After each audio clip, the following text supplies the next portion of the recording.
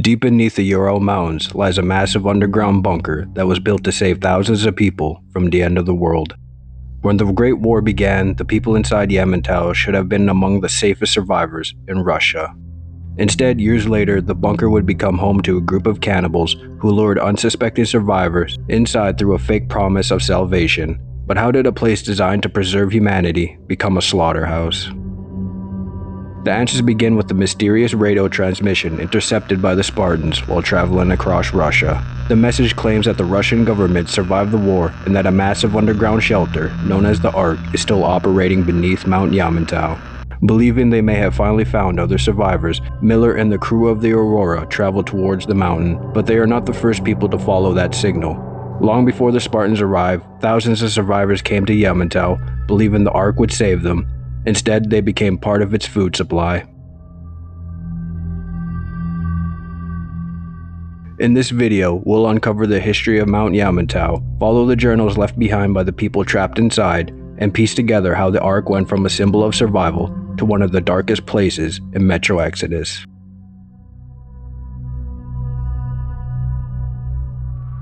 Yamantau was built long before the Great War as part of a massive underground project hidden beneath Mount Yamantau in the Ural Mountains. Known as the Ark, the complex was designed to protect thousands of people from a nuclear catastrophe.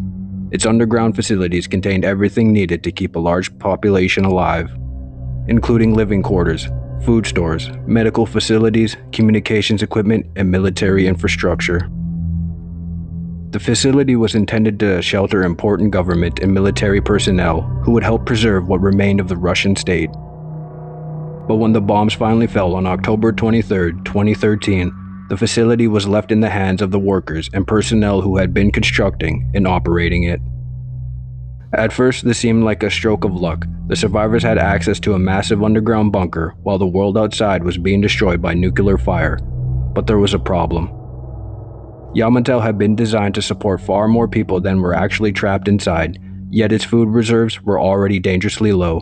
The bunker could protect them from the world outside, but it could not guarantee that they had enough resources to survive. When the government failed to arrive, Yamantau was left in the hands of the people already inside. Construction workers, military personnel, technicians, and other staff suddenly found themselves responsible for surviving a facility built to shelter the last of humanity. At first, they considered themselves lucky. The bunker had survived the bombs, and only a few thousand people were inside. One worker recorded his thoughts after realizing the government was never coming. "I just lucked out. Missing the construction milestone was the best thing ever after all. To think I was so upset about that stupid bonus. What does a pile of ash need bonus for? Now that we have made it, the government didn't arrive at all, so all the complex is ours with all of its stores. The bunker was supposed to save a whole town, and there's just a couple thousand of us." But their optimism quickly disappeared when they discovered the bunker had a serious flaw. Although Yamantau had been completed, its food reserves had not been properly stocked. Some fucking luck, the government didn't arrive for some reason after all. The thing is, somebody did a better number on food reserve budget than on the construction one. We did manage to build the thing, even if late, but the stores are empty. Sure thing, all quartermasters are cooks, and they had it coming. But the bastards were telling the truth, after all. The shelves are empty. Well, there are some seeds in pasta, but that shit won't last us even a year. Yamantau could protect from the radiation, but it could not protect from the starvation. The people inside had survived the end of the world. Now they had to survive each other.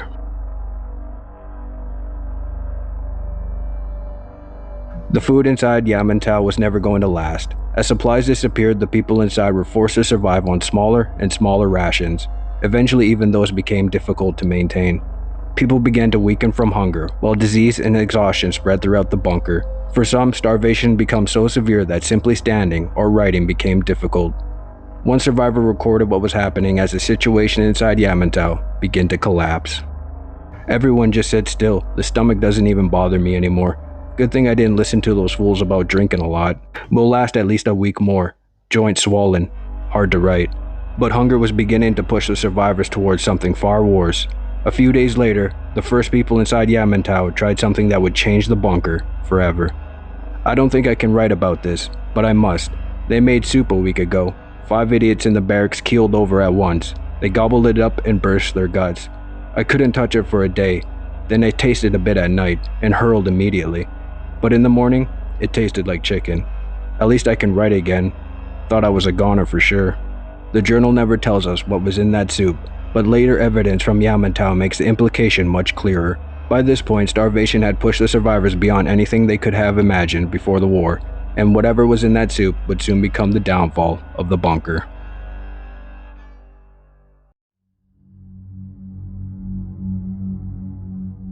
While the survivors struggled with starvation, the officers inside Yamantau were still trying to find a way to contact the outside world. The bunker had lost its antennas during the war, and the radiation outside was too dangerous for anyone to repair them. With no way to communicate, they had no idea whether anyone else had survived. Some of the officers had already begun accepting that they would have to remain underground, but others still believed help was possible. One of them believed the radio technicians could restore the communications and contact the government. It's been a month already since we became rats in a hole here, and what do we have to show for that? We don't even know if anyone's still alive out there. All the antennas are destroyed, and the radiation levels are so high there's no way to fix them. Even if the antennas were okay, would anyone have any reason to contact us? The bigwigs never arrived after all. Looks like the construction workers were right. We'd better get ourselves comfortable here, as we're in it for the long run. Despite everything, they believed the Ark could still serve its original purpose. The doctor is right. We, the radio technicians, are here for a reason. We will not just save our comrades, we will also help thousands of survivors outside. The only thing we need to do is fix the antennas.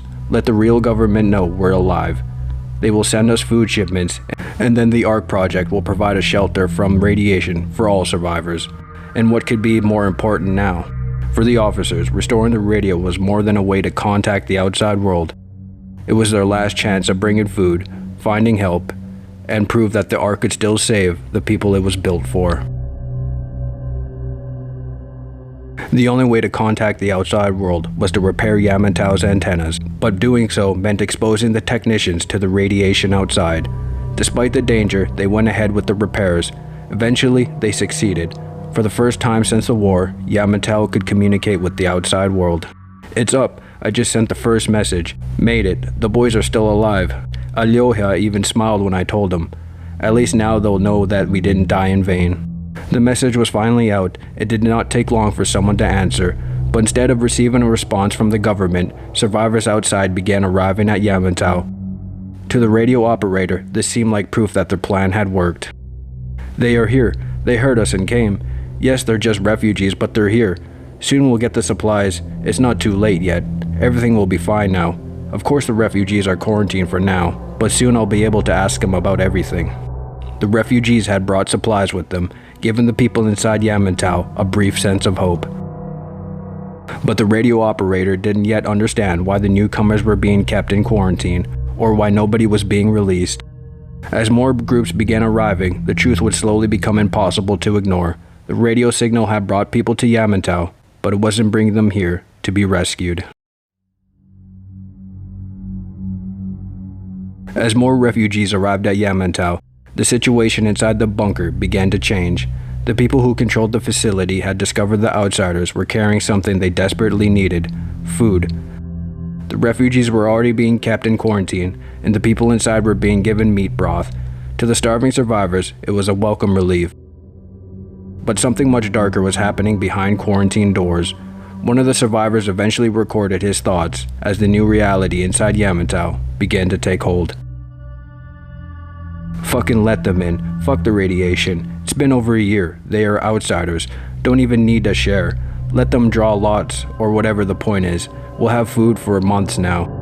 Hurt all over. Fever, thoughts tingling. Dog said some shit about privens or something. The outsiders had them, the fucks. Should have roasted them fucks better. Too late now." The fragmented writing shows just how far the people inside had fallen. What had started as desperation was becoming normalized. The refugees arriving at Yamantau were no longer seen as survivors seeking shelter. They were being treated as livestock.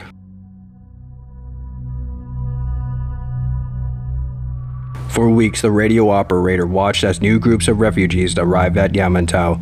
They brought supplies with them, but none of them were ever released from quarantine. As more groups arrived, the situation became increasingly suspicious. At the end of his previous journal, the officer decides that he needs to have a conversation with the doctor. The next entry reveals what he discovered. Unbelievable, hideous, inconceivable monsters, so this is why nobody's been released from quarantine. And the fuckers had the gall to offer me, an officer, to join their ranks again? So first they throw me out, and now they want me back? And they're not afraid, not in the slightest. This means everything's over up there. I don't need to check the radio. There's no government, no law, and no country. Still, does that give them the right to butcher and eat people? It didn't take much for them to become ghouls. I'll teach you fear again. I still have my gun. Luckily. Just you wait. I'll show you how the solution to the supplies problems, you hellspawn.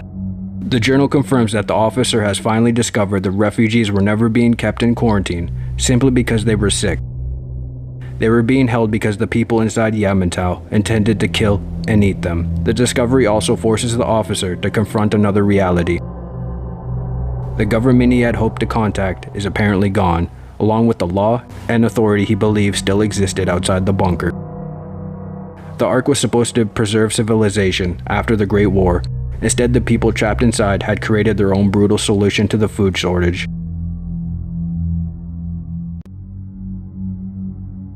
Not everyone accepted it, however. The officer still sees what they are doing as murder, and with his gun still in his possession, he decides to fight back.